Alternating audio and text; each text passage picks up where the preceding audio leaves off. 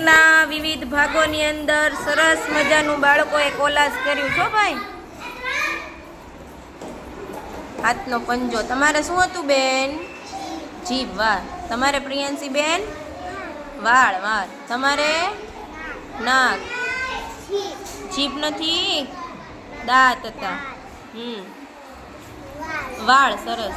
વાળ. જીભ. હા. નાક હતું. નાક. આંખ. સરસ.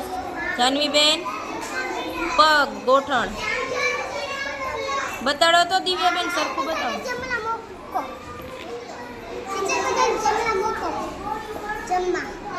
બતાય સરખું રાજવી. હા.